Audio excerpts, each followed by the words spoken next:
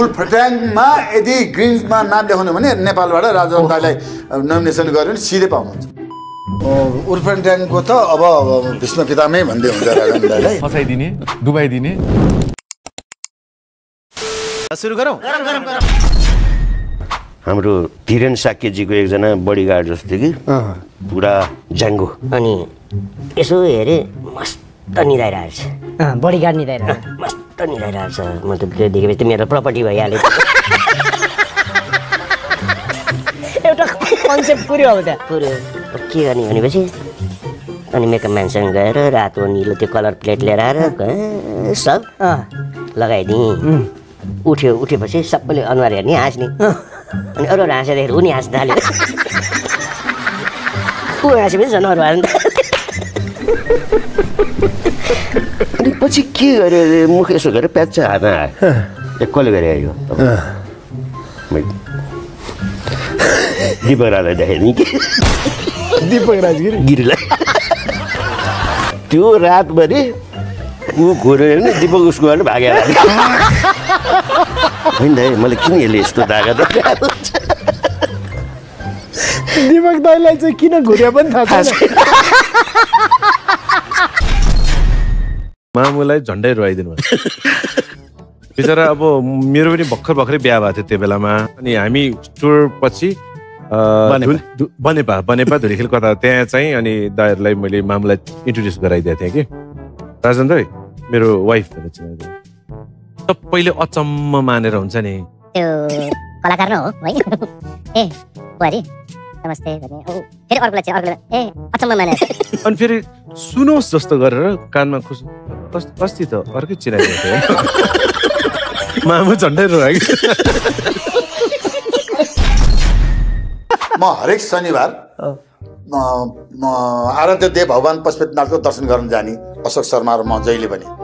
उहाँ थानै नदिकन भाउजू दिदा छोरा अनि पारस भन्नेलाई 4-5 जना लिएर घर भाउजू थिएन पारस र उहाँ घर गएर किरणले खाना बोला किरण खोइ भनेर सोध्नु भएछ ल उहाँ त पशुपति जानुभएको छ राजा भनेर मेरो बुढीले भने ले हेर्न हामीलाई खाना खानु बोलाएर पशुपति के बनाउनुहोस् भनिहाल्छ नि घरको मान्छेले बियर खोइ त बियर पनि ल्याएको छैन बियर ल्याउँछु मासु ल्याउँछु भुटुन फुट्छु भनेर सारा भनेर हिजो म सञ्चालन धाग्दै आफू त्यसरी ए मान्छे त फट्यो यो मजाले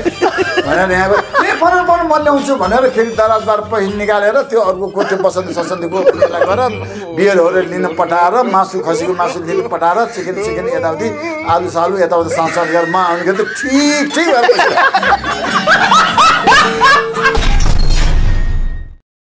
धनगढीमा थियौँ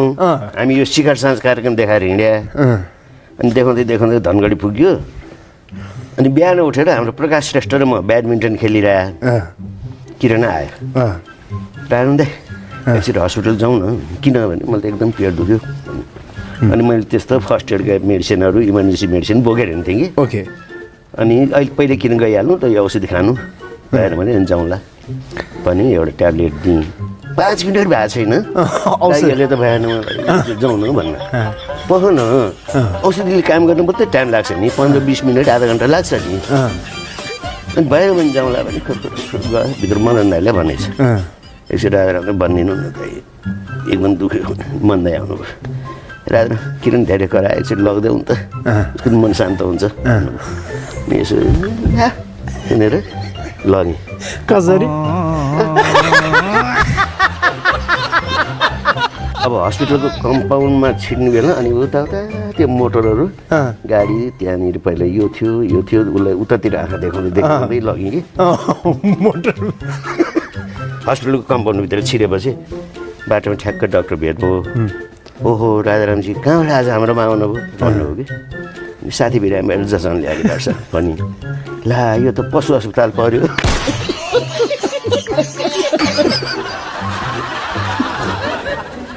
अनि मैले मान्छेको औषधि नछुवाएर यहाँ ल्याएर by by tata good by म संसारमा रिहर्सल गऱ्यौँ अनि रिहर्सल गरेपछि दिउँसो बिहान 11-12 बज्यो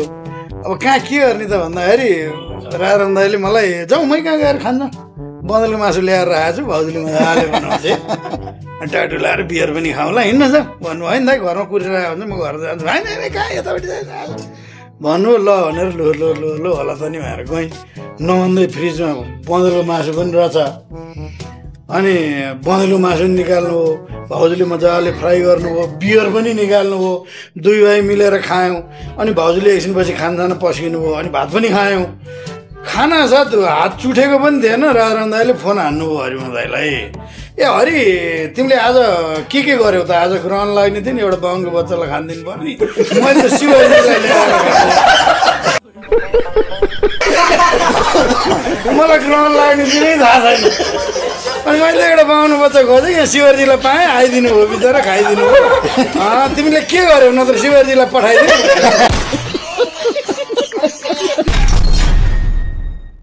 सान्नानी भन्ने फिल्मको सुटिङमा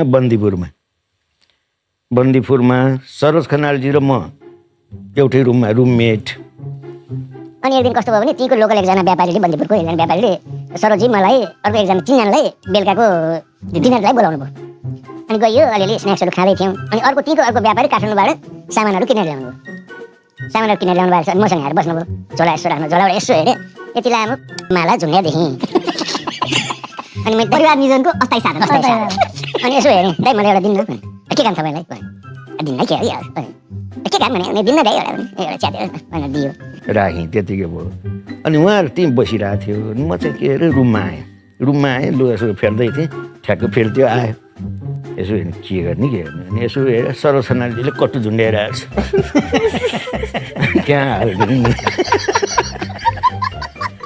त्यहाँ हाल्ने सिद्धियो त्यसको एक दुई दिनपछि काठमाडौँ फर्क्यौँ अनि एक दिन बिहान सरोजीले फोन गर्नुभयो ए दाइ तपाईँले मेरो खल्तीमा के हालिदिनु भएको थियो भन्नुभयो मैले त बिर्सिसकेँ छैन के पनि छैन छ होला दाइ तपाईँले के हालिदिनु भएको थियो छैन मैले त याद भएन के हालिदिनु भएको थियो कि ए हो हालिदिएको थिएँ ए दाइ कस्तो बर्बाद भयो भने के हो भने बिहान सूर्यमाला उहाँको मिसेस बाथरुममा लुगा धोइरहेको लुगा धोएको खल्तीमा ठ्याक्क फेला परेछ होइन त्यहाँबाट भित्र बाथरुमबाट घुक्क रोको सुनि के भयो सुन्यो भने बोल्दै बोल्दैन भनौँ न के भयो भने बोल्दै भनौँ न के भयो भने फुत्त फाल्यो सरोजना जिल पारेछ कहाँबाट मेरो खल्तीमा आयो हेतेर अनि सम्झ्यो यो पट्याङ गर्ने कोला त भनेपछि तपाईँको याद आयो त अनि मैले फोन गरेँ भन्नु ल यसो सूर्यमाललाई सम्झाइदिनुहोस् भने फोन दिनुभयो फोन दिएर सूर्यमाला रन्किरहेछ के हो त यस्तो भने अब मैले त के गर्नु सूर्य मैले त भने सरलाई यस्तो नगर्नु भने उल्टो नगर्नु भने तैपनि अब छोड्यो कलाकार मान्छे हो भनेर छोड्यो गएर फोन सरलाई दिएछ सरलाई ल मैले सम्झाइदिएको छु भनेर राखेँ झन्डै डिभोर्सै भएर छ नि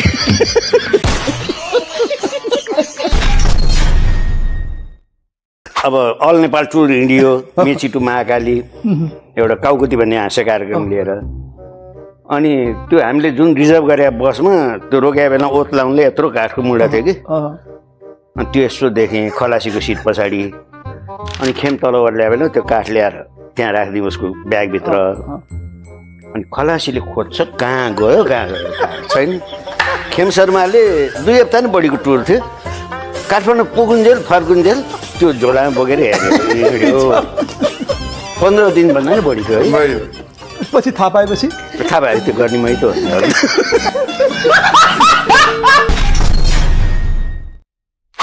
म चाहिँ प्राय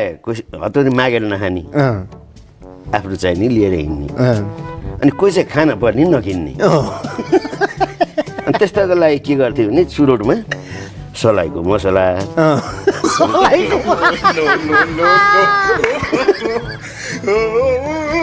अनि गोबर अनि त्यो सबै सुर्तीमा मिसाएर चुरोट भर्ने अनि सल्काउँछन् सरकार अलिकति ठाउँमा बुझिले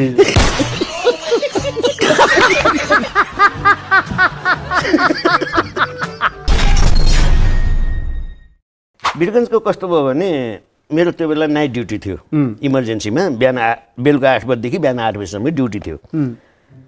अनि दिउँसो हाम्रो नक्सालकै एकजना साथी वीरगञ्ज आइपुग्यो वीरगञ्ज मलाई फेला पार्नु गाह्रै थिएन रिक्सा चढेर हस्पिटल चलो भनेपछि ठ्याक्कै ल्याइदियो आयो अनि आएपछि बेलुका अब खानासाना खाइओरिकन ल बाउ त हिँड सुत्दै म अब ड्युटी गएँ भनेर गएँ अनि गएपछि हस्पिटल पुगेँ त्यहाँ एकजना इन्जिनियर ढलान हेर्न माथि गएको त्यहाँबाट चिप लिएर लडेर डेथ भएछ डेथ भयो अनि म गएँ त्यसपछि त्यो डेड बडीलाई कहाँ राख्ने भइरहेको थियो मैले यसो मलाई तर्साएको हेर्दा मन लाग्यो ल मेरो सुत्ने रुममा राखिदिनु भने ल हेर राख्यो डेड बडी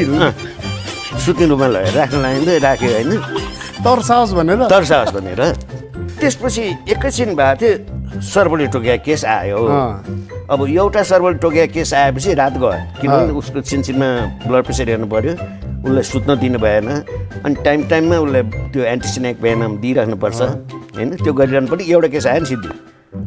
त्यतिकै भइरहेको थियो त्यो साथी आयो म क्वार्टरमा छोडेर आएको साथी ल किन आएको भने त एक्लै सुत्नै डर लाग्यो भने ए ल त्यसो त्यो कोठामा गएर सुत ल भनेर पठाइदिएँ मैले त्यो लास राखेँ भने बिर्सेछु है बिर्सेछु गएर सुत्यो त्यो स्नेक बाइट केसको मैले गरिराखेको थिएँ ह्यान्डल गरिराखेको थिएँ फेरि अर्को आयो स्नेक बाइट केस दुइटा आएको थिएँ सिद्धि गरी रातभरि है त्यो गर्दै थिएँ अनि त्यो साथीलाई राति 1-2 बजीतिर पिसाब आएछ उठ्यो आयो अनि ए राजाराम त्यो कोठामा को सुत्या भने अनि ए त्यो लास राख्या लास हो नि अब त्यो आइस यत्रो आइसमाथि राखेको थियो त्यो वीरगञ्जको गर्मी आइस पक्रिँदै गएछ एउटा हात प्यात निस्केछ कि निस्केछ त्यो देखेपछि त्यो लास बिचरा 6-7 दिन घुम्ने प्लान ल्याएको थियो भोलिपल्टै बिहान काठमाडौँ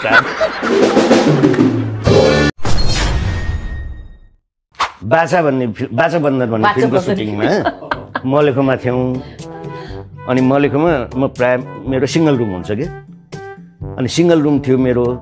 त्यो तालसा मारेर म बाहिर यसो मलेखो बजार घुम्न गएको थिएँ फर्केर आएर अनि काउन्टरमा साँचो लिएँ साँचो लिएर भित्र गएँ मेरो पलङमा 2 जना भूत बसिरहेछ झिल पऱ्यो म त फेरि डर लागेन त मलाई फिट्टिकै म त्यो त तर्सास भन्ने मान्छे म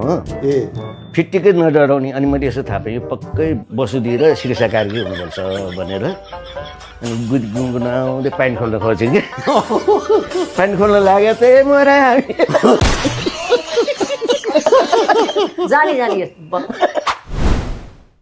त्यो क्यामेरा देखेँ खिच्न मन लाग्यो अनि राजुलाई ल म खिचिदिन्छु बिहाको भनेर क्यामेरा मागेँ अनि क्यामेरा मागेर अनि अन गरेँ खिचेँ अफ गर्न जानिनँ कहाँ अफ गर्ने अन त रातो बटन थिचेँ अन भयो होइन अफ गर्नै जाने कति बेर बोकेर नि आयो भने घाँसमा राख्ने भरि त्यसको मान्छे ल्या खुट्टा घाँसमा बिचरा उसको बिहाको 1 सिट पनि